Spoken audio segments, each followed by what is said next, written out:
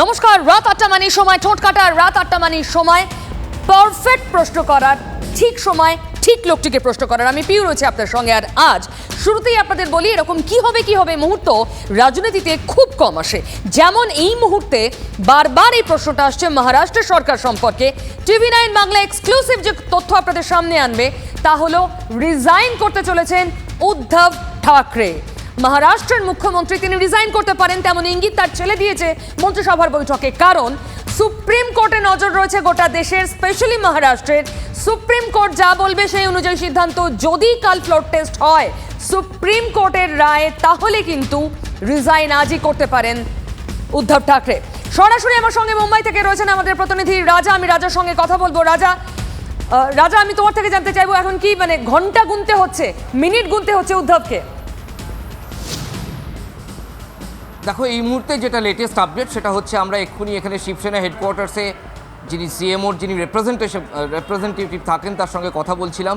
তিনি এদের media adviser. তিনি জাস্ট বললেন, একটা কথা বললেন, তিনি বললেন যে we will decide after watching what verdict comes from supreme court. অর্থাৎ সুপ্রিম কোর্ট কী বলছে তার উপরে নির্ভর করে আমরা ফাইনাল কল নেব। এইটার মধ্যে যথেষ্ট একটা মেসেজ আছে। অন্যদিকে সিএমও থেকেও ডাইরেক্ট যেটা শোনা যাচ্ছিল যে আদিত্য ঠাকরে, যেটা তুমি এক্ষুনি আমাদের দর্শকদের জানালে, যে তারা জেনে গেছেন যে সংখ্যা তাদের কাছে নেই। 2.5 বছর আগে যখন দেবেন্দ্র ফডনবিসকেও এরকমভাবে পদত্যাগ করতে হয়েছিল, সেটাও সুপ্রিম কোর্ট ফ্লোর টেস্ট করতে বলেছিল। ফ্লোর টেস্ট তিনি ফেস করেননি, তার কারণ তিনি জানতেন যে তার আগেই কিন্তু তার সংখ্যা চলে গিয়েছিল, সংখ্যা তার কাছে ছিল না। একটা আপৎকালীন পরিস্থিতিতে তিনি মুখ্যমন্ত্রী হয়েছিলেন, মাত্র 80 ঘন্টা ছিলেন। এক্ষেত্রেও যদি সুপ্রিম কোর্ট ফ্লোর টেস্টের কথা বলে দেয়, ফ্লোর টেস্টের সংখ্যা যে এদের কাছে নেই সেটা উদ্ধব শিবির জেনে গিয়েছে। ফলে তারা ফ্লোর টেস্টে রাজি হবেন না কোনোভাবেই। তারা ঠেকাতেও চেয়েছিলেন এবং ফ্লোর টেস্ট তারা ফেস করবেন না। যদি সুপ্রিম কোর্টের রায়ের এখন প্রতীক্ষা সুপ্রিম কোর্ট যদি বলে দেয় ফ্লোর টেস্ট হচ্ছেই, তাহলে কিন্তু উদ্ধব আর খুব বেশিক্ষণ একদম এই সরকারের অন্ত্যেষ্টি আজই হবে। তাহলে রাজা অনেক ধন্যবাদ। রাজা যেমন বললো, হাতে কোনো ফিগার নেই, অঙ্ক মেলাতে পারবেন না উদ্ধব ফ্লোর টেস্ট হলে। তিনি তার রেজিগনেশন লেটার রেডি করে রেখেছেন হাতে। তাহলে সংখ্যা আছে কার, ম্যাজিক ফিগার আছে কার? কনফিডেন্ট একনাথ শিন্ডের। বারবার বলছেন বালা সাহেবের হিন্দুত্বের পথ থেকে বিচ্যুত হয়েছেন উদ্ধব, তিনি আসল শিব সৈনিক। তাহলে এরপর কি জবনিকা পড়ার অপেক্ষা? কামাখ্যা মন্দির দেখে এসে বাক্স প্যাঁটরা গুছিয়ে রওনা দিচ্ছিলেন। হঠাৎ নির্দেশ, ওয়েট। কিছুক্ষণ পরে মত বদল, গুয়াহাটি ছেড়ে গোয়া। যেন ভারত ভ্রমণে বেরিয়েছেন মহারাষ্ট্রের বিদ্রোহী শিবসেনা বিধায়করা। মুম্বাই থেকে সুরাট, সেখান থেকে অসম, এবার গোয়া। সব জায়গাতেই বিজেপির সরকার।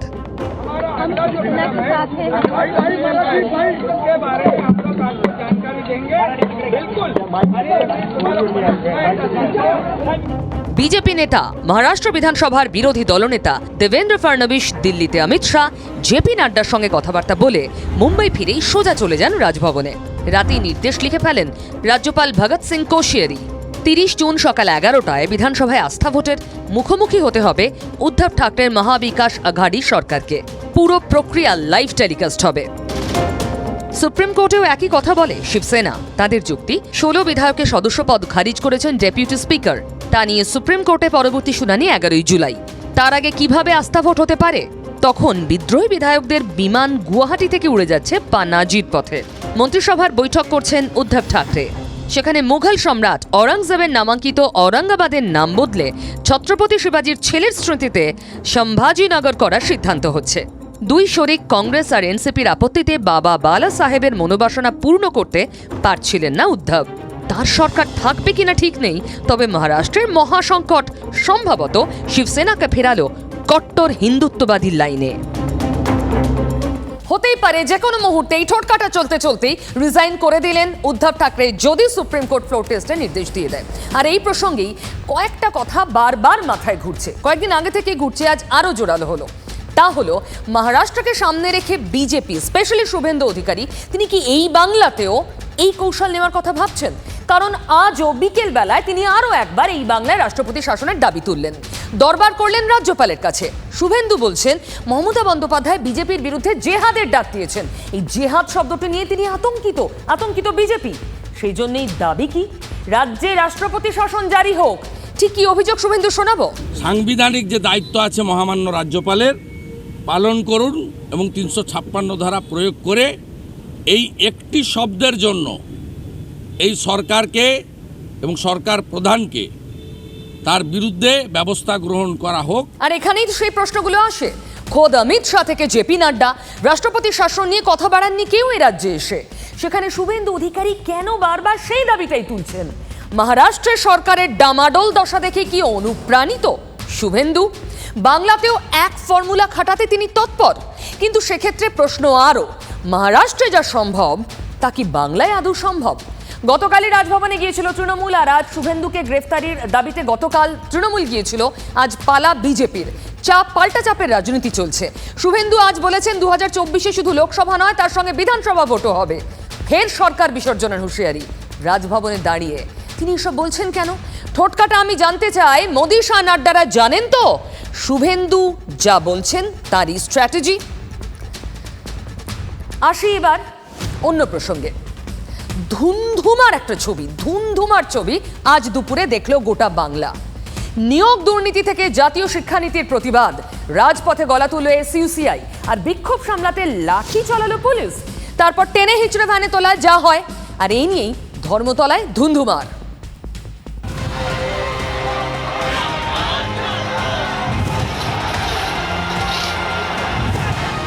এসইউসিআই এর আইন অমান্য ঘিরে দিনের ব্যস্ত সময় শহরের প্রাণকেন্দ্রে ধুন্ধুমার। ব্যারিকেড ভাঙতে লাঠিচার্জ পুলিশের।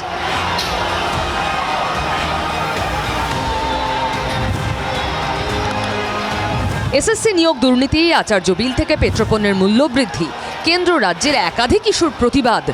রামলীলা পার্ক থেকে রানী রাসমণি অ্যাভিনিউ পর্যন্ত মিছিলের ডাক দেয় এসইউসিআই। ধর্মতলায় মিছিল আটকাতেই পুলিশ বিক্ষোভকারী ধুন্ধুমার। রানী রাসমণি পৌঁছানোর আগেই কিন্তু পুলিশ আটকে দেয় এই আইন অমান্য কর্মসূচি, এসইউসিআর আইন অমান্য কর্মসূচি, এবং বিশাল পুলিশ বাহিনী কিন্তু তাদেরকে ছত্রভঙ্গ করার চেষ্টা করে। তারপরে ধস্তাধস্তি শুরু হয়। ঠিক এই মুহূর্তে আমার সহকর্মী অমিত তোমাকে যেই ছবিটা দেখাচ্ছে তুমি দেখতে পাচ্ছ যে মহিলা সমর্থকরা এসইউসিআর যারা রয়েছেন তাদেরকে কিন্তু কলকাতা পুলিশের যে মহিলা ফোর্স রয়েছে তাদের দ্বারা কিন্তু তাদেরকে টেনে নিয়ে প্রিজন ভ্যানে তোলা হচ্ছে। এখন গণ আইন অমান্য আন্দোলন করছে এসইউসিআই দলের পক্ষ থেকে। মূল্য বৃদ্ধি, অগ্নিপথ যোজনা স্কিম বাতিলের দাবিতে মমতা সরকারের পুলিশ দেখুন মহিলাদের উপর কিভাবে অত্যাচার করেছে। আমি একজন ছাত্র হিসেবে যারা এসএসসি দিয়ে কোনো নিয়োগ পরীক্ষা হচ্ছে না, বহুদিন ধরে বন্ধ, ছোট ছোট স্কুলদের একটা দীর্ঘ 45 দিনের পরে আরও 11 দিন ছুটি, কিসের জন্য, কাদের স্বার্থে?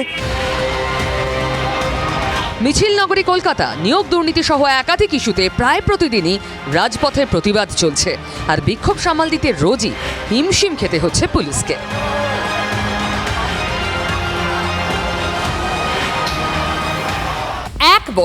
এক বছরই সবকুছ উল্টাপুল্টা।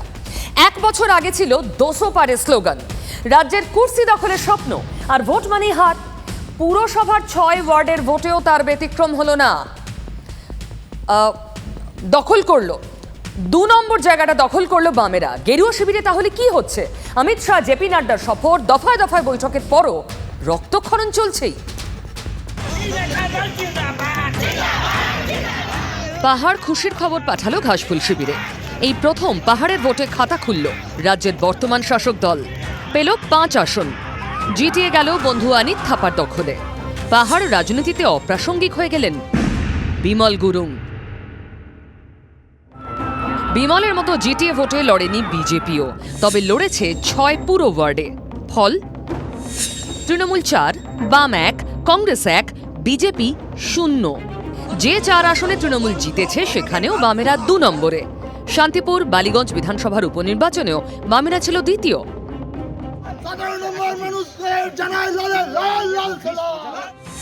32 বছর পরে বামেরা জিতল চন্দননগরের 17 নম্বর ওয়ার্ড, ছিল তৃণমূলের দখলে। ঝালদার 2 নম্বর ওয়ার্ডে জিতলেন নিহত কংগ্রেস কাউন্সিলর তপন কান্দুর ভাইপো মিঠুন। জেতা 4 আসনে তৃণমূল চেনা ফর্মে। দক্ষিণ দমদমের 29 নম্বর ওয়ার্ডে তৃণমূল কংগ্রেস পেয়েছে 10,483 ভোট। 2 নম্বরে থাকা সিপিএম পেয়েছে 949। দমদমের 4 নম্বর ওয়ার্ডে তৃণমূল কংগ্রেস পেয়েছে 3,459 ভোট। 2 নম্বরে থাকা সিপিএম পেয়েছে 712। ভাটপাড়া 3 নম্বর ওয়ার্ডে তৃণমূল কংগ্রেস পেয়েছে 1,389। 218 ভোট পেয়ে 2 নম্বরে সিপিএম। পানিহাটির 8 নম্বর ওয়ার্ডে তৃণমূল কংগ্রেস পেয়েছে 3,159 ভোট। দ্বিতীয় সিপিএম পেয়েছে 886 ভোট। কি বলবেন, গাজোয়ারি ভোট বললেই হলো? মানুষ ভোট দিলে না বলা যায় বুঝি? এই রেজাল্ট এ রাজ্যের জন্য সত্যি খুব ইন্টারেস্টিং। তপন কান্দুর কথায় আসি, তার খুনের প্রতিবাদ ভোট বাক্সে জানালো ঝালদার 2 নম্বর ওয়ার্ড। কার্যত ফাঁকা মাঠে গোল দিলেন কংগ্রেস প্রার্থী মিঠুন কান্দু। লিড কত জানেন? 778। ধারে কাছে নেই তৃণমূল। দূরবীন দিয়ে খুঁজতে হলো বিজেপিকে। 13ই মার্চ খুন হন সদ্য জয়ী কংগ্রেস কাউন্সিলর তপন কান্দু। 3 মাস পর উপনির্বাচনেও জিতে গেলেন সেই তপন কান্দুই। নাগরিক পরিষেবার অভাব অভিযোগ নয়, ঝালদার পুরো ভোটে ইস্যু ছিল একটাই, তপন কান্দু হত্যা। আর সেই হাওয়াতেই সহজ জয়ে তপন ভাইপো কংগ্রেস প্রার্থী মিঠুন কান্দুর। পরিকল্পনা হচ্ছে যে আমার কাকুর যেটা স্বপ্ন ছিল যে ওয়ার্ডের লোককে যেভাবে কাজ করব সেই কাজকে আমি পূরণ করব। আমি অনেক খুশি, আর আমি জানি যে আমরা জয়ী আমরাই হব, কারণ আমার স্বামী তো আগে জয়ী হয়েছিল। তো এখন সঙ্গে সঙ্গে তো মানুষ চেঞ্জ হয়ে যাবে না এই 2 মাসের মধ্যে। তপন কান্দু খুনে হাইকোর্টে মামলা হয়েছে। বিচারপতির নির্দেশে খুনের তদন্ত করছে সিবিআই। তার মধ্যেই উপনির্বাচনে সবচেয়ে বেশি ভোট পড়েছিল এই ঝালদাতেই। ঝালদার 2 নম্বর ওয়ার্ডে কংগ্রেস প্রার্থী মিঠুন কান্দু পেয়েছেন 930টি ভোট।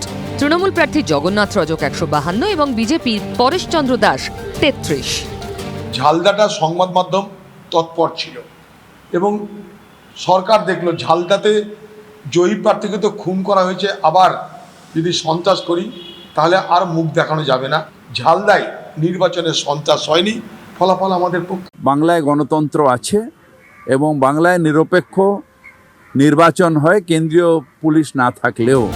গতবার 127 ভোটে জিতেছিলেন তপন কান্দু। এবার সেই লিড বেড়ে 778। দিনের শেষে এই সংখ্যাটাই ভরসা যোগাচ্ছে অধীর চৌধুরী, নেপাল মাহাতোদের কংগ্রেসকে। তপন কান্দুর ভাইপোর কপালে যখন জয়ের ফোঁটা, তখন প্রতিপক্ষের দুয়ারে ষড়যন্ত্রের কাঁটা। কাঁটা ফেললেন খোদ তৃণমূল প্রার্থী জগন্নাথ রজক। বলছেন হারের কারণ দলের অন্তর্ঘাত, মানে হাতে হাত মিলিয়ে তৃণমূলকে হারিয়েছে তৃণমূলই। ঝালদা শহর তৃণমূল বলছে হেরে গেলে ক্ষোভ বিক্ষোভ হয়েই থাকে। ঝালদার 2 নম্বর ওয়ার্ডের উপনির্বাচনে 200 ভোটও পেরোতে পারেনি তৃণমূল। সাকুল্যে ঝুলিতে 152টি ভোট। ফল সামনে আসতেই ফুঁসে উঠেছেন পরাজিত তৃণমূল প্রার্থী জগন্নাথ রজক। কমপ্লিট অন্তর্ঘাত, সব দিক থেকে অন্তর্ঘাত হয়েছে। পার্টিটা মানে আমাকে ব্যাক থেকে মানে পেছন থেকে ছুরি মেরেছে। পুরো টাউন তৃণমূল কংগ্রেস অন্তর্ঘাতে এই রেজাল্টটা। তৃণমূলের অন্দরের কোন্দল সামনে আসতেই আসরে কংগ্রেস। প্রথম কথা হলো জগন্নাথ রজকের তো ক্যান্ডিডেটই করা হয়নি, তাকে তো মুরগা বানানো হয়েছে, আমাদের ভাষায় যেটা বলা হয়। তার সহজ সরল মানসিকতার সুযোগ নিয়ে তৃণমূলের এখানে কিছু নেতা আছে যাদের ক্ষমতাটা চাই, যে কোনো মূল্যে ক্ষমতাটা চাই, সেই সব মানুষরা তাকে সামনে এগিয়ে দিল। জগন্নাথ রজক আঙুল তুলেছেন ঝালদা শহর তৃণমূলের দিকে। কি বলছেন টাউন নেতৃত্ব? তো ওগুলানে বহিঃপ্রকাশ হবে। এখন রেজাল্ট বেরোয়েছে, যেহেতু রেজাল্টটা একটু খারাপই হয়েছে, অস্বীকার করার কোনো নেই। জেলা প্রেসিডেন্টকে পত্র আকারে সব জানাই দেওয়া হবে। ওগুলো মিডিয়ার কাছে মানে বলার কিছু নাই, ওইটা কিছু একটা আছে নিশ্চয়ই। এবার কংগ্রেসের জয়ের লিড 778। গতবার তপন কান্দুর লিড ছিল 127। লিড বেড়েছে 651, মানে তৃণমূলের প্রাপ্ত 152 ভোটের 4 গুণ। জগন্নাথ রজক প্রশ্নটা তুলেছেন। মুখে যতই সহানুভূতির ভোটের কথা বলুন, দলীয় প্রার্থীর প্রশ্নের উত্তর দিতে হিমশিম তৃণমূলের ঝালদা টাউন নেতৃত্ব। বিধানসভায় মুছে যাওয়া সিপিএম কি ঘুরে দাঁড়াচ্ছে? এ নিয়ে তো নানা মুনির নানা মত। চন্দননগরের উপনির্বাচনে বামেদের জয় এই প্রশ্নটা আবার তুলল। একদা ফরাসিদের শহরের 17 নম্বর ওয়ার্ডে জয় ছিনিয়ে নিয়েছে বামেরা, তাও 32 বছর পর। ফল নিয়ে জোর কাটাছড়া চলছে। কেউ বলছে তৃণমূলের অন্তর্দ্বন্দ্ব, কেউ বলছে বামেদের সাপমোচন। প্রার্থীর মৃত্যুতে গত ফেব্রুয়ারিতে চন্দননগরের 17 নম্বর ওয়ার্ডে ভোট গ্রহণ হয়নি। গত রবিবার সেখানে ভোট গ্রহণ হয়। আজ রেজাল্ট আউট হতেই চওড়া হাসি বামেদের। 130 ভোটে জয়ী সিপিএম প্রার্থী অশোক গঙ্গোপাধ্যায়। অত্যন্ত তাৎপর্যপূর্ণ জয়, কারণ 32 বছর পর ওয়ার্ডের মানুষ আমাদের উপরে আস্থা রেখেছেন। এর যোগ্য হয়ে যাতে উঠতে পারি, আরও বিনয়ী হয়ে আমরা কাজ করতে পারি, এটাই আজকের দিনে সব থেকে তাৎপর্যপূর্ণ। 17 নম্বর ওয়ার্ডে সিপিএম পেয়েছে 1018টি ভোট, তৃণমূল 888, বিজেপি 67 ও 44টি ভোট পেয়েছে কংগ্রেস। 17 নম্বর ওয়ার্ডে 32 বছর পর জয়ী সিপিএম, কেন পারল না তৃণমূল? এই হারিটা আমাদের কাছেও নো ডাউট একটা ডিফিট হলো। মানুষ হয়তো তাদের পছন্দ হয়নি, প্রার্থীকে অনেক হতে পারে। তৃণমূলের অন্তর্দ্বন্দ্বের কারণে এই হারের কারণ? না, অন্তর্দ্বন্দ্বের কোনো প্রতিফলন কিচ্ছু নেই, আর অন্তর্দ্বন্দ্ব তৃণমূলের নেই। গত ফেব্রুয়ারিতে একমাত্র 16 নম্বর ওয়ার্ডে জয়ী হয়েছিলেন বাম প্রার্থী অভিজিৎ সেন। এবার 17 নম্বর ওয়ার্ডেও সিপিএম। 32 বছরের সাপ মুক্তি ঘটিয়ে এই জয় অক্সিজেন যোগাবে বামেদের। কিন্তু ক্ষমতায় থেকেও কেনই হার, এই প্রশ্নটাই চিন্তায় ফেলে দিল চন্দননগরের তৃণমূল নেতাদের। কথায় বলে নামের ফেরেই জগৎ ফেরে। ওই নাম নিয়ে কেন্দ্র আর রাজ্যের মধ্যে মারামারি। প্রধানমন্ত্রী আবাস যোজনার নাম এই রাজ্যে কেন বাংলার বাড়ি, এই প্রশ্ন তুলে আবাস যোজনায় বরাদ্দ বন্ধ করেছে কেন্দ্র। আজ তা নিয়ে ফের সুর চড়ালেন মমতা। বললেন রাজস্থানের বাড়ির নাম সেখানকার ভাষায় হলে, গুজরাট উত্তরপ্রদেশেও সেখানকার ভাষায় হলে বাংলায় হবে না কেন? আবাস যোজনা নিয়ে কেন্দ্র রাজ্য সংঘাত তুঙ্গে। আগে দিল্লি যাওয়ার হুঁশিয়ারি দিয়েছিলেন মুখ্যমন্ত্রী। আজ দুর্গাপুরের প্রশাসনিক সভায় মমতা বন্দ্যোপাধ্যায়ের নির্দেশ, আপাতত আবাস যোজনায় নতুন তালিকা তৈরি করা বন্ধ রাখতে হবে। কেন্দ্রীয় সরকার এবছরের টার্গেট ঠিক করেনি, টার্গেট দেয়নি, এবং যে বাড়িগুলো আপনারা লিস্ট করেছিলেন সেগুলো তাদের ডেটা থেকে পুছে দিয়েছে যাতে মানুষ না পায়। নাম বদল নিয়ে প্রতিদিন রাজ্য সরকারকে আক্রমণ করছেন এ রাজ্যের বিজেপি নেতারা। তাদের প্রশ্ন, কেন্দ্র টাকা দিলে প্রকল্প কেন রাজ্যের নামে? দুর্গাপুরের প্রশাসনিক সভায় সেই উত্তর দিয়েছেন মুখ্যমন্ত্রী। আর বাংলার বাড়ি, রাজস্থানের বাড়ি যদি রাজস্থানে হতে পারে ওদের নামে, লোকাল ল্যাঙ্গুয়েজে, গুজরাটের বাড়ি গুজরাটের নামে হতে পারে, ইউপিরটা ইউপির নামে হতে পারে, তাহলে বাংলারটা রিজিওনাল ল্যাঙ্গুয়েজে বাংলারটাও হতে পারে। তৃণমূল কংগ্রেসের এই বিভাজনের রাজনীতির কারণে, নাম বদলানোর রাজনীতির কারণে, এই লুকোচুরি খেলার কারণে আজকে বাংলার দরিদ্র মানুষ একটা প্রবঞ্চনার শিকার হচ্ছে। এর জন্য দায়ী সম্পূর্ণভাবে তৃণমূল কংগ্রেস। নাম নিয়ে কেন এই রাজনীতি? কেন্দ্র রাজ্যের সংঘাতে তো প্রকল্পের সুবিধা থেকে বঞ্চিত হচ্ছেন রাজ্যের দরিদ্র মানুষরা। কেন? এই প্রশ্নের উত্তর কে দেবে? মুকুল ঝরল, বিতর্ক থামল। পিএসসির চেয়ারম্যান পদে যার নাম সামনে আসছে তাকে ঘিরেও তো একই প্রশ্ন, তিনি কার, কোন দলের, বিজেপির না তৃণমূলের? ফলে যে তর্ক চেয়ারম্যান থাকাকালীন একদিনও এড়াতে পারেননি মুকুল রায়, এড়াতে পারবেন কৃষ্ণ কল্যাণী? মুকুল রায়ের ফেলে যাওয়া আসনে কে বসবেন তার নাম চূড়ান্ত করেননি বিধানসভার স্পিকার। তবে পিএসসির সদস্য হিসাবে মনোনীত করেছেন কৃষ্ণ কল্যাণীকে। কাউকে পিএসসির চেয়ারম্যান হতে গেলে তার এই কমিটির সদস্য হওয়া বাধ্যতামূলক। মুকুলের ছেড়ে যাওয়া আসনে আরও এক বিজেপি ত্যাগী বিধায়ককে বসানো নিয়ে তর্ক জমবে ফের। যদিও রায়গঞ্জের বিধায়ক কৃষ্ণ কল্যাণী এখনও খাতায় কলমে বিজেপিতেই। 2021-এর জুলাই মাসে বিজেপি ছেড়ে তৃণমূলে যোগ দেন। তারপর তাঁর বিরুদ্ধে বিধায়ক পদ খারিজের দাবিতে স্পিকার ও আদালতে আবেদন করেছেন শুভেন্দু অধিকারী। সেই মামলা এখনও বিচারাধীন। তার মধ্যেই তাকে পিএসসি সদস্য করায় ক্ষুব্ধ বিজেপির পরিষদীয় দল। মুকুল রায়ও টিএমসি জয়েন করেছিলেন, তারপরে করা হয়েছিল। কৃষ্ণ কল্যাণীও টিএমসি জয়েন করেছে। সব জায়গায় 2 নম্বরই, সব জায়গায় চালাকি। বিজেপি ছেড়ে তৃণমূলে যোগ দেওয়ারাই সুযোগ পাচ্ছেন তাহলে? স্পিকার কিন্তু বলছেন কৃষ্ণ কল্যাণী বিজেপিরই লোক। কৃষ্ণ কল্যাণী বিজেপির একজন সদস্য। আমাদের পশ্চিমবঙ্গ বিধানসভার নথিতে তিনি বিজেপির সদস্য হিসেবেই তার নাম নথিভুক্ত রয়েছে। বাইরে তিনি কি করেছেন না করেছেন সেটা আমার ধর্তব্যের বিষয় না। মুকুলের পদত্যাগকে তৃণমূলের পরাজয় হিসেবে দেখছিলেন রাহুল সিনহারা। এবার তাহলে কোন পথে সুর চড়াবেন বিজেপি নেতারা? বাজারে যে দাম, তাতে সিদ্ধ ভাত পাতে তুলতেও কত মানুষের কালঘাম ছুটছে। এবার মুড়ি চিবিয়েও আর শান্তি পাবেন না।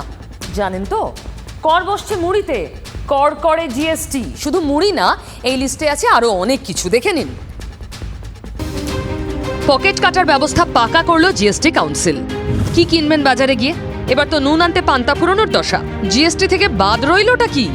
প্যাকেটের মুড়ি, গুড়ের ওপর বসছে 5% কর। মাংস, মাছ, দই, পনির এবং মধুর মতো প্রিপ্যাকড এবং লেবেল সাঁটা জিনিসেও 5% জিএসটি বসছে।